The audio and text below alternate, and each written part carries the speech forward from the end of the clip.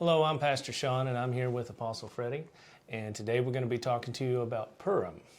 Now, Purim is the story of Esther, and it's the most celebrated day among the Jews. And I'm going to let him take it from here. All right. Well, Purim is a special day for the Jews. They love to celebrate this day. It's not the most holiest of days, as we've mentioned, but it is one of the most joyous celebrations. And it does follow the book of Esther. So, but before we get into that, according with our teachings, today's reading, the Parashat reading, would take us from the book of Exodus, chapter 17. And it picks up in verse 8. And so I'm going to kind of read those and get us started today. So Exodus 17, beginning in verse 8, it said, "Now Amalek came and fought against Israel in Rephidim. And Moses said to Joshua, 'Choose us some men and go out, fight with Amalek. Tomorrow I will stand on the top of the hill with the rod of God in my hand.' So Joshua did as Moses said to him and fought with Amalek. And Moses and Aaron and Hur went up to the top of the hill. And so it was when Moses held up his hand that Israel prevailed. And when he let down his hands, Amalek prevailed. But Moses' hands became heavy, so they took a stone and put it under him, and he sat on it. And Aaron and Hur supported his hands, one on one side and one on the other side, and his hands were steady until the going down of the sun. So Joshua defeated Amalek and his people with the edge of the sword. Then the Lord said to Moses, 'Write this for a memorial in the book of recount, and recount it at the hearing of Joshua, and I will utterly blot out the remembrance of Amalek from under heaven.' And Moses built an altar, called the name 'The Lord is my banner.' For he said, 'Because the Lord has sworn, the Lord will have war with Amalek from generations to generations.'" Now, one commentary note I read said that this story is a harbinger that's played out in the book of Esther. So we're going to kind of jump in to the book of Esther a little bit, but just to give you just a little bit, Purim, like we said, it is a holiday from the Jewish Bible, Scrolls of Esther. And it tells the story of Esther, is what it does.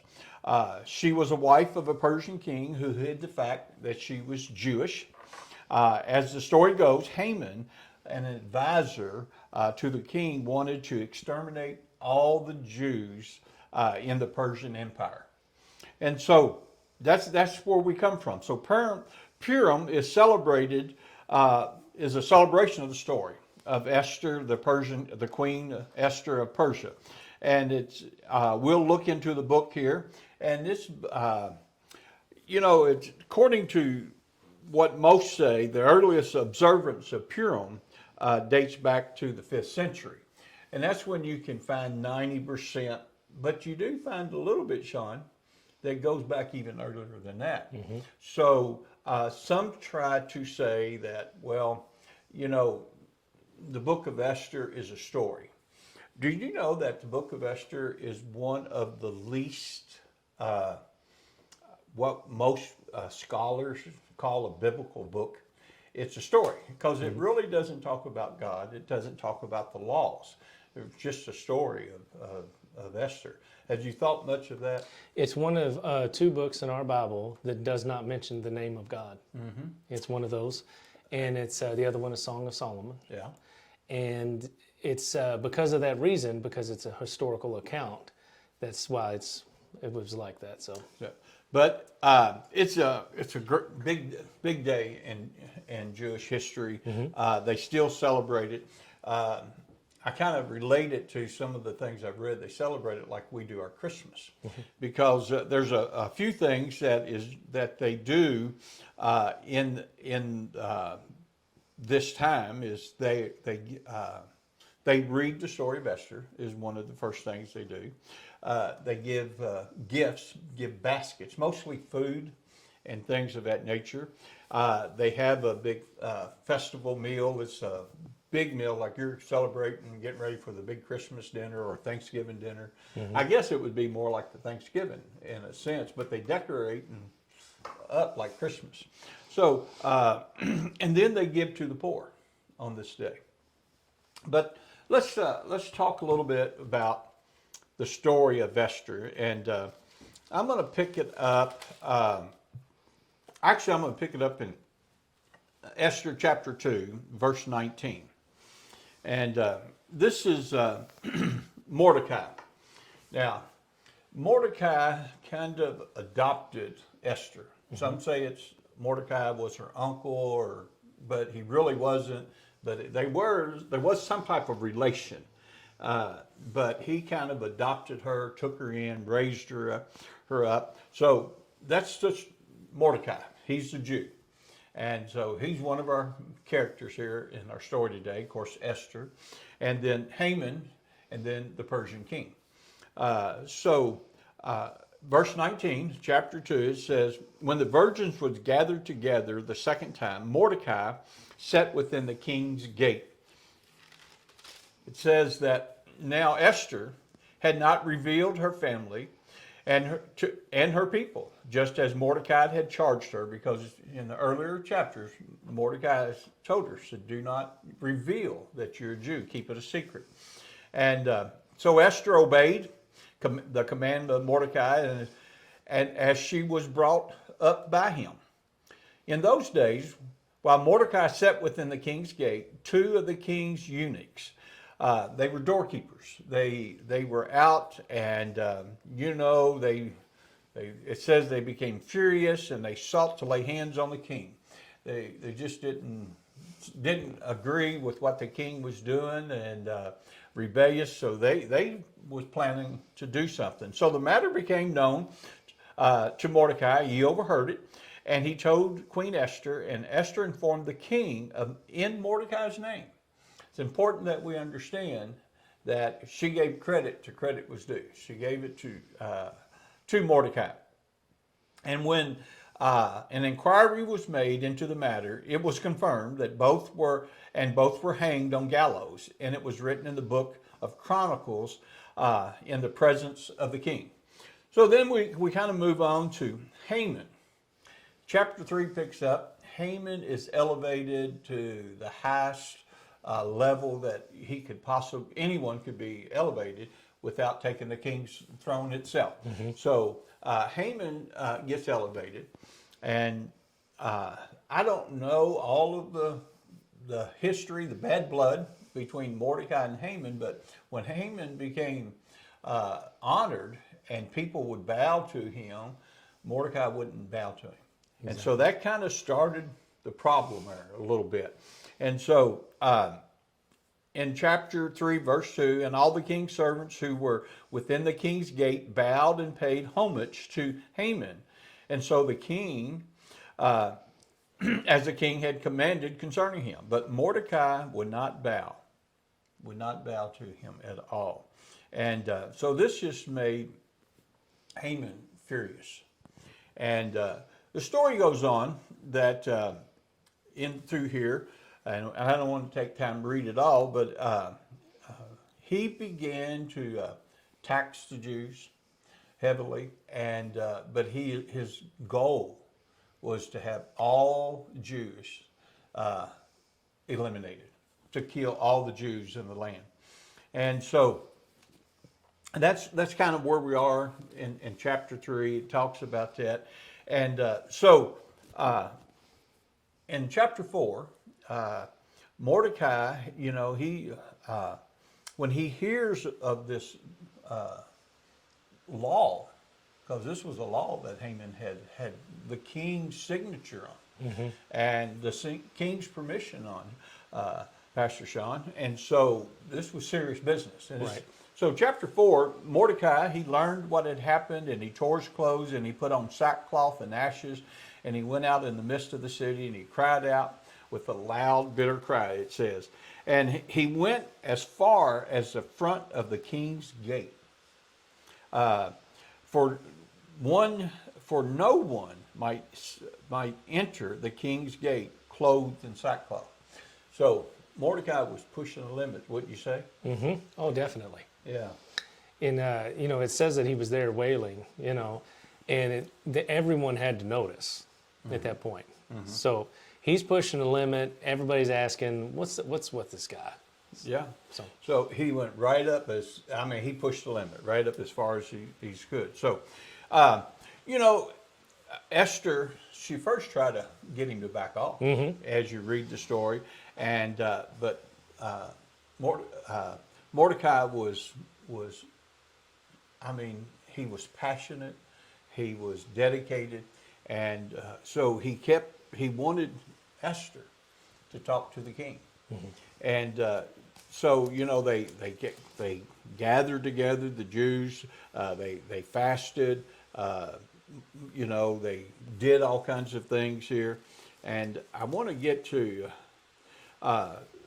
Mordecai was trying to get Esther to say something, but she didn't want to. And then there's this one verse that everybody likes to quote in chapter 4, verse 14. It says, "For Mordecai told her, for if you remain completely silent at this time, relief and deliverance will arise for the Jews from another place." Mordecai kind of reminds me of, we talked to Abraham a few weeks ago, sacrificing Isaac, but he knew the Lord would provide somehow.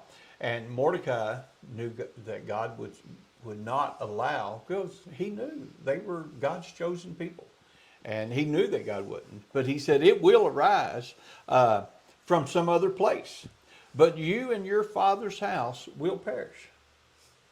So, let her know, if you don't do this, you're going to perish. But I'm going to be all right. Yeah. We're going to be delivered somehow, some way.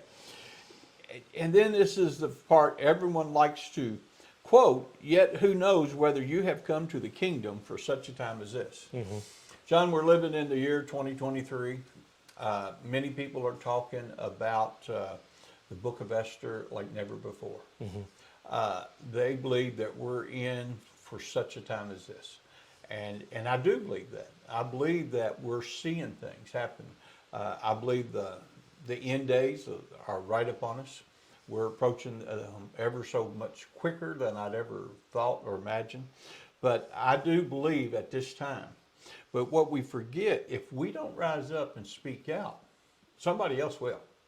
But, absolutely. And it goes back to, I've been pastoring or in the ministry now for 28 years, pastored the church for 25, turned it over to Pastor Jeremy here 3 years ago. But I guess we're getting close to 4 years now. Time's flying so much. But like most ministers, about 3.5 years into the ministry, I hit a low. The honeymoon's over, you hit a low, and I'd hit a low. And, I just couldn't figure out, and you start hearing these stories and reading these stories, all 3.5 years, preachers give up. And preachers quit after about 3.5 years. And it's a sad story, but it is true. Many pastors just hang it up.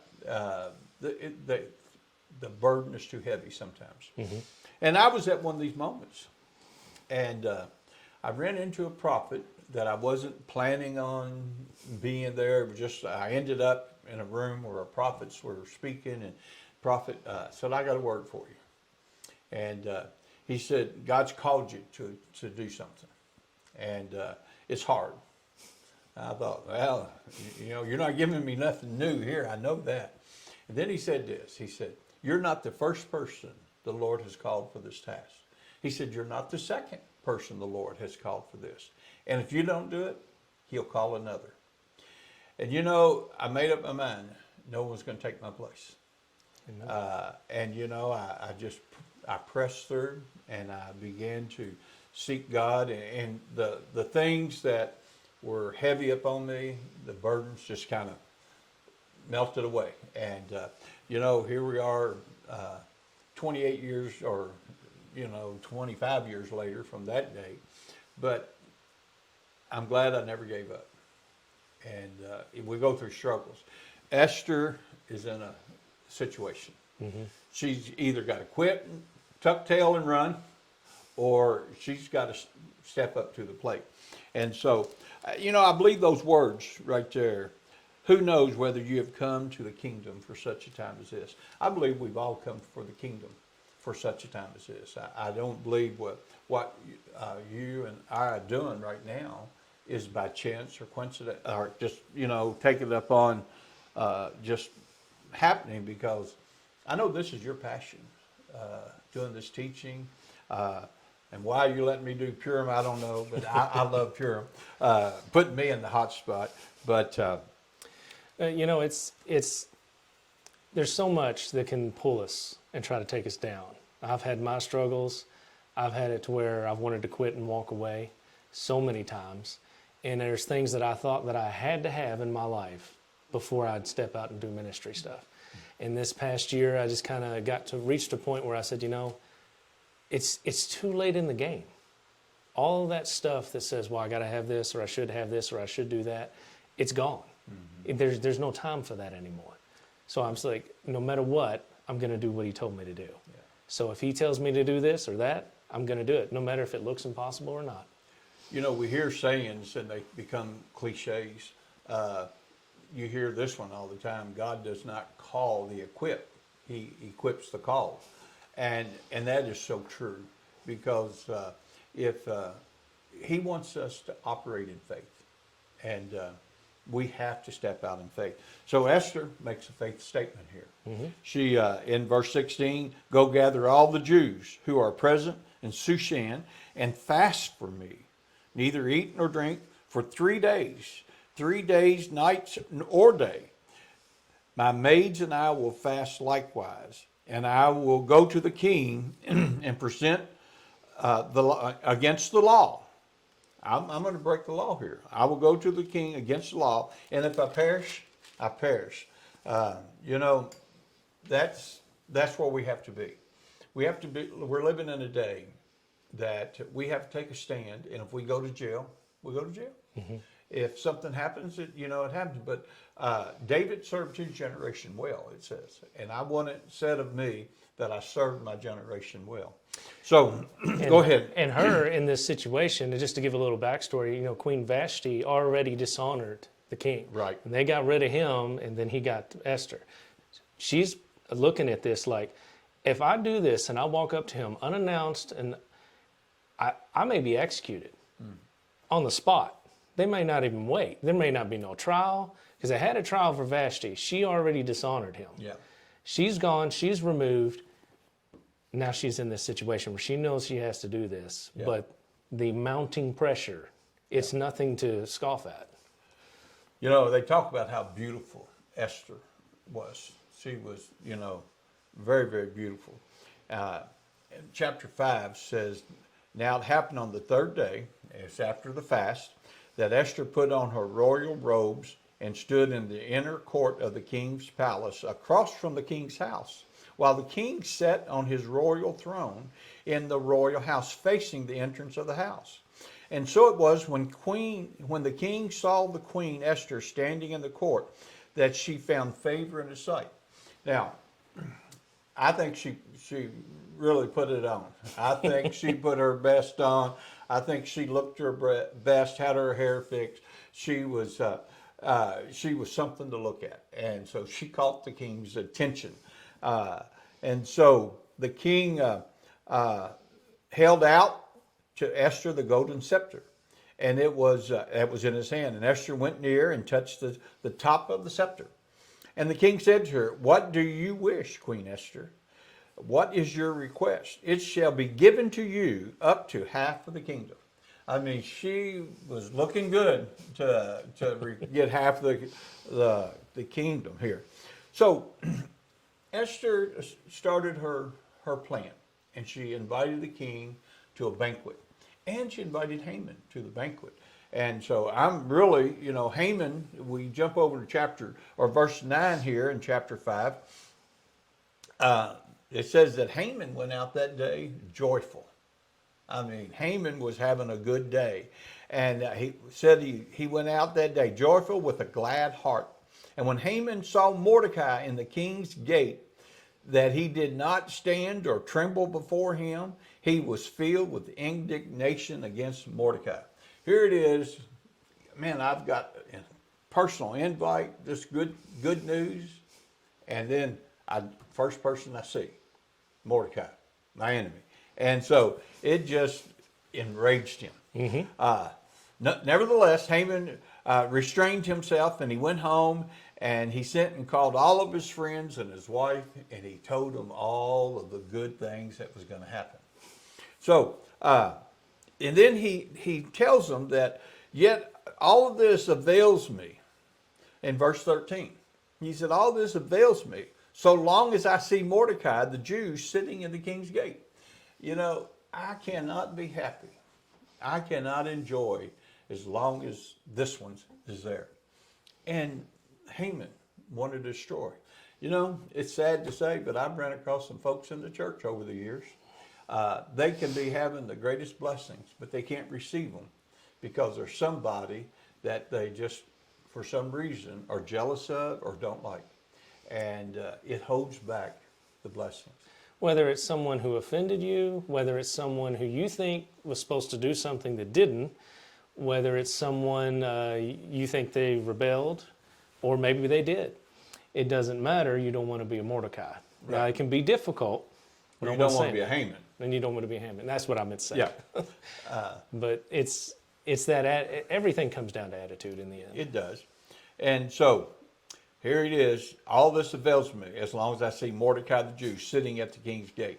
So his wife and all his friends said to him, let a gallows be made of 50 cubits high.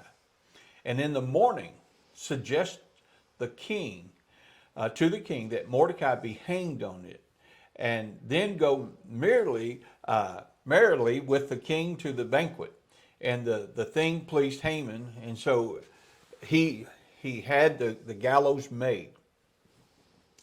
Well, you know, there was, she had this banquet, and then Mordecai, this is the second day, he's invited to come back the second day. But I just wonder what she put in that meal, because the king couldn't sleep. And in chapter 6, it says, at night the king could not sleep.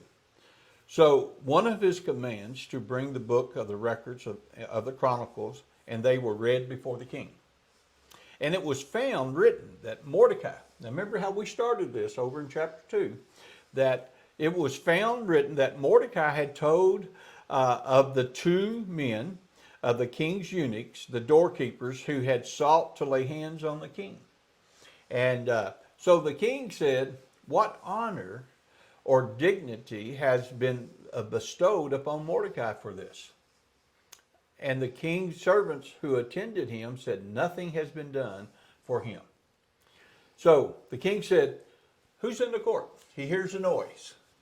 Another thing about Purim, I can just see because this is a good play. And they act out plays like this. And so they make these gestures, and they have this noise, and the king said, who's in the court? And now, of course, his wife had done told him, go early, get over the first thing. So here it is, daylight, just coming up, and the king said, who's in the court? Now Haman had just entered the outer courts of the king's palace to suggest that the king hang Mordecai on the gallows that had been prepared for him. And the king's servant said to him, Haman is here, standing in the court. And the king said, let him come in. So Haman came in, and the king asked him. So now he's asking Haman a question.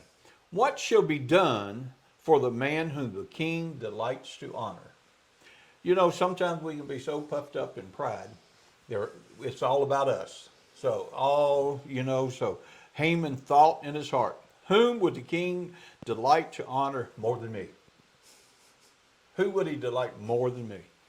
And Haman answered the king, for the man who the king delights to honor, let a royal robe be brought with which the king has worn, and a horse on which the king has ridden, which his royal crest plate is on its head.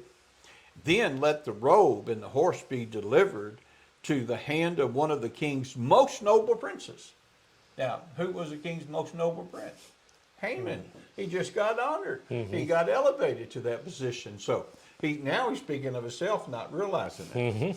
He says, to the most noble prince, that he may array the man whom the king delights to honor, and then parade him on horseback through the city square, and proclaim before him, thus shall it be done to the man whom the king delights to honor. And the king said to Haman, hurry, take the robe and the horse as you have suggested, and do so for Mordecai the Jew, who sits within the king's gate.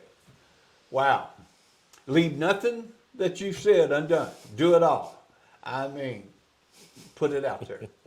And what went through Haman's mind right there? You can only imagine. It's just utter backfire. You know, the greatest backfire could have possibly happened. Yeah. You know, I love this story. I love reading this because, you know, I like the little guy to win. You know, the underdog, I like the underdogs to win. And so this is what's happened. So Haman has to put Mordecai on the king's horse, the king's robe, and he parades him all through everything. And, you know, it's just a humiliating day. And so then, he hurried back to, after Mordecai went back to the king's gate, after all of this was done, but Haman hurried to his house, mourning with his head covered. I mean, he was really having a bad day at this moment. So when Haman told his wife and all of his friends everything that had happened to him, the wise men and his wife said to him, if Mordecai, before whom you have began to fall, is of the Jewish descent, you will not prevail against him, but will surely fall before him. So now, what they were telling him to do, now they're telling Haman, you're doomed. They're prophesying. They're prophesying to him that he's doomed. And while they were still talking, the king's eunuchs came and hastened to bring Haman to the banquet. So there's the second banquet. So we get to the second banquet, and in chapter 7, and so the king asked Esther, you know, he says, on the second banquet, the king said to Esther, what is your petition? And it shall be granted you. And what is your request? Up to half of the kingdom, it shall be done. Verse 3, the Queen Esther answered and said, if I have found favor in your sight, O king, and if it pleases the king, let my life be given me, and my petition and my people at my request. So here it is. She's asked for this thing. Haman is probably trying to figure out what he's going to say next because he has to see what's coming right here. And verse 4, for we have been sold, my people, to be destroyed and to be killed and to be annihilated. Had we been sold as male or female slaves, I would have held my tongue, although the enemy could never compensate for the king's loss. So she's even bringing out a economical thing here. If the Jews are eliminated, if they're annihilated off the face of the earth, the king is going to, he can't compensate for that. He cannot recover. He's at a big loss here. And so she was using wisdom here. And the king, he answered and said to Queen Esther, who is he? And where is he who would dare presume in his heart to do such a thing? And Esther said, the adversary and the enemy is this wicked Haman. And, you know, it says Haman was terrified before the king and queen. Well, the king, he rose in such a wrath from the banquet, and he went out into the palace garden. He just took off. He went out. Well, what did Haman do? He begged. He begged. But, you know, he made a mistake. he jumped on that couch where Queen Esther was sitting. And so when the king come back and he sees Haman on that couch with this, now he's thinking he's even going to molest my own wife right here in my palace. And that's what he's thinking. So he asked him, will you assault the queen while I'm in the house? As the word left the king's mouth, they covered Haman's face. And so they took Haman out. Now one of the eunuchs said to the king, look, the gallows 50 cubits high, which Haman made for Mordecai, who spoke good on the king's behalf. This eunuch was covering him too. This guy spoke good on your behalf. It's standing at the house of Haman. Then the king said, hang him on it. So they hanged Haman on the gallows that was preferred for Mordecai. So the story is that Queen Esther saved the Jews. Mordecai was, behind her, prompting her, and so she did what's big thing. So so they celebrate Purim, and so tomorrow yesterday was the day of fasting, and then today is the day of celebration, and they celebrate. One of the things that they celebrate with is a cookie, and this. I'll have to let you do the reading of all of this particular cookie, how that comes across. And the reason it's in Hebrew, because I bought these while we were in Israel just 2 weeks ago. But it's not important whether or not we can figure out the name of them. They have a nickname. Well, it is English and their word for cookie, but there's no vowel points in here, so I can't get this exactly right. But it is English cake. An English cake. Mm-hmm.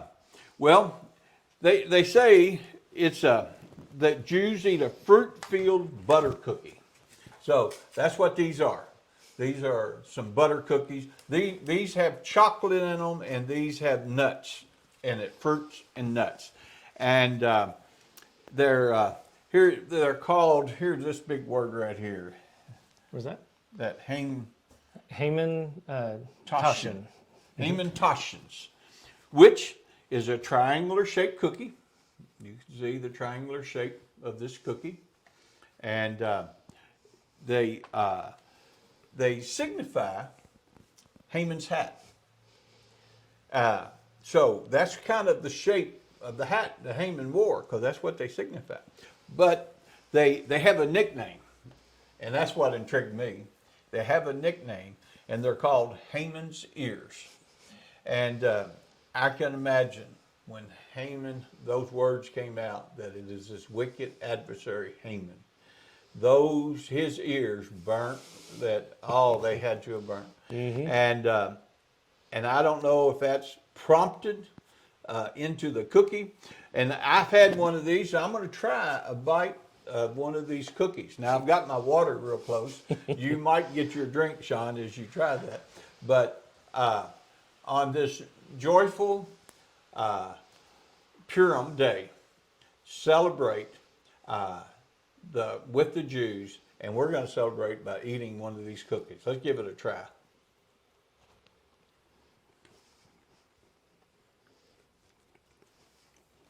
Not a bad cookie. For Haman's ear, it's not bad. For a Haman's ear. It's not oversweet. No. But you taste the butter flavor, the butter cookie. With chocolate. I tried this one the other day. I think the chocolate one's better. But these are Haman's ears. And it's a joyful day. And it is one of the most celebrated days. So Purim. Purim is Jewish folks, and I've have preached at several congregations, and The one I had preached in Florida at Pastor Billy Thompson's church, and I was preaching from the book of Esther. And one of the ladies came, and she was a Jewish lady, and she just said that how she loves to hear the story of Haman because it just makes her feel good inside. And it makes you feel good when you get to victory. And so Esther got to victory. And when you're looking at it, Haman was hanged. His 10 parts of his family and the other members were hanged along with him. And when you look at that and you go back to the Nuremberg Accords, if you fast forward all of that, it talks about, the Jews will talk about Amalek and the spirit of Amalek. These demonic things, they'll try to influence people. So when they talk about the Nuremberg Accords, and they hung 10 of the top Nazi officials on that as well. And everybody, the Jews always read this on the time of Esther when you're going through this as a comparison because they relate them to that. So it's just another thing to look at. But there was 10 of those Nazis hanged. It had that spirit of Amalek. And, generation to generation. So there's always someone trying to destroy the Jews in that spirit and that kind of demonic influence. And again and again and again, the Jews end up eating Haman's ear and getting the victory. So in this story, I love the fact that, just like we talk of Abraham's faith, and we want to be people of faith. And so many others in the Bible, we don't notice their faith. But Mordecai had faith. And he knew God. In Daniel 11:32, the second part of that verse, it says, "Those who know their God shall be strong and do great exploits." And, we want you to know God.